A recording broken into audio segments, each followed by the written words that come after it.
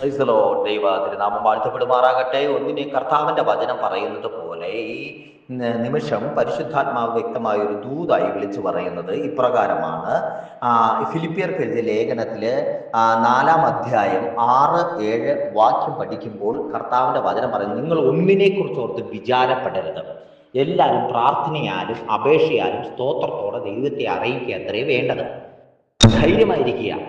ഏത് വിഷയത്തെ സ്തോത്രത്തോടെ ദൈവത്തിൻ്റെ കരങ്ങളിലേക്ക് ഏൽപ്പിച്ച സ്വർഗം ഇടപെടും. സ്വർഗീയ ദൈവ പദ്ധതികൾ നമ്മുടെ കുടുംബത്തിൽ സംഭവിക്കുക തന്നെ ചെയ്യും. എതിർക്കുന്നവരുണ്ട്, വെല്ലുവിളിക്കുന്നവരുണ്ട്, ഒറ്റപ്പെടുത്താൻ നോക്കുന്നവരുണ്ട്, പരിഹാസികളുണ്ട്, തകർക്കാൻ നോക്കുന്നവരുണ്ട്, ക്ഷുദ്രം ചെയ്യാൻ നോക്കുന്നവരുണ്ട്.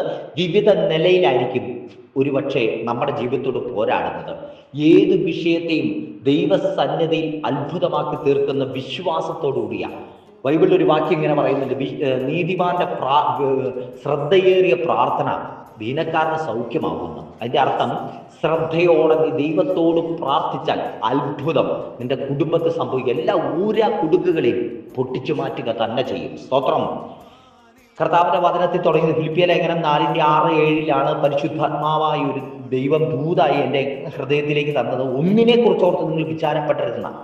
കാരണം നമ്മളെ വിചാരപ്പെടുത്തുന്ന പല വിഷയങ്ങളുണ്ട്. ഭാവി എന്താകും, ജീവിതം എന്താകും, കടക്കാരെന്താകും, നാട്ടുകാരെന്ത് പറയും, അവരെന്ത് പറയും, ശത്രുക്കൾ എന്താണ് പ്രവർത്തിക്കുന്നത്.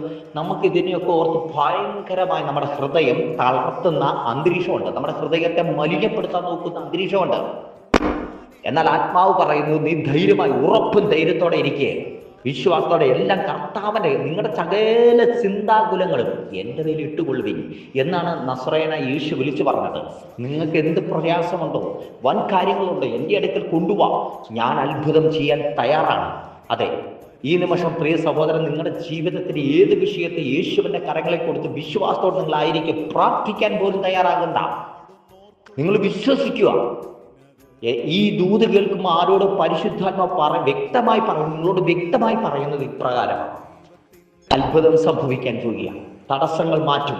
അടുത്തൊരു വചനം കൂടെ പരിശുദ്ധാത്മാവ് എനിക്ക് നൽകുന്നത് കൊണ്ട് ഞാനത് ആ വചനം കൂടെ വായിച്ച് നിർത്താൻ കർത്താവ് ശരണപ്പെടുക. സങ്കീർത്തനം 16:11.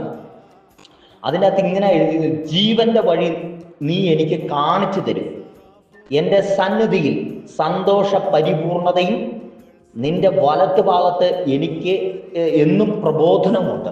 അതിൻ്റെ അർത്ഥം, ഉറപ്പുള്ള വിശ്വാസിയുടെ ഹൃദയത്തിൽ ദൈവത്തിൻ്റെ മുന്നിൽ ആ വിഷയം സമർപ്പിച്ചു കഴിഞ്ഞാൽ പിന്നെ നമ്മൾ ഫ്രീയാണ്. അവർ ദൈവസ്ഥാനം നിൽക്കുമ്പോൾ ഉണ്ടാകുന്ന മാറ്റങ്ങളാണ് സങ്കീർത്തനക്കാരൻ്റെ ജീവിത അനുഭവം കൊണ്ട് ആ മനുഷ്യൻ എഴുതി ചേർത്തിരിക്കുന്നത്. സങ്കീർത്തനം 16:11 പറയുന്നത്, ജീവന്റെ വഴി നീ എനിക്ക് കാണിച്ചു തരും. അതെ, ഒരു വഴിയില്ലാത്തവൻ കർത്താവായ യേശു ക്രിസ്തു വിളിച്ചു പറഞ്ഞു, ഞാൻ തന്നെയാണ് വഴിയും സത്യവും ജീവനുമാകുന്നു. അതെ കുഞ്ഞെ, നിന്റെ ജീവിതത്തിലെ യഥാർത്ഥ വഴിയാണ് യേശു. ആ നാമത്തിൽ അപേക്ഷിക്കപ്പെട്ടവർ ഒരിക്കലും ലജ്ജിച്ചു പോയിട്ടില്ല. അവങ്കിലേക്ക് നോക്കിയവർ പ്രകാശിതരായി, അവരുടെ മുഖം ലജ്ജിച്ചു പോയതുമില്ല. നിന്നെ ഈ രാത്രിയിൽ പരിശുദ്ധാത്മ വിളിച്ചു പറയുന്നു, നീ ലജ്ജിക്കാൻ എൻ്റെ ദൈവം അനുവദിക്കത്തില്ല. സ്തോത്രം. ഇവിടെ ഈ 11-ാമത്തെ വാക്യത്തിൽ പറഞ്ഞു, ജീവന്റെ വഴി നീ എനിക്ക് കാണിച്ചു തരുമെന്ന്, നിന്റെ സന്നിധിയിൽ സന്തോഷ പരിപൂർണതയും. അതായത് സന്തോഷം നിസ്സാരമായ ഒരു സന്തോഷമല്ല, പരിപൂർണമായ ഒരു സന്തോഷം.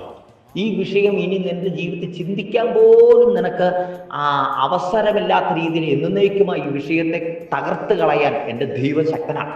നീ അഭിമുഖീകരിക്കുന്ന വിഷയം, നിന്നോട് വാദിക്കുന്ന വിഷയം, നിന്നോട് എതിർക്കുന്ന വിഷയം പരിപൂർണമായി നശിപ്പിക്കുന്ന ഒരു ദൈവം എൻ്റെ കൂടെയുണ്ട്. സ്തോത്രം.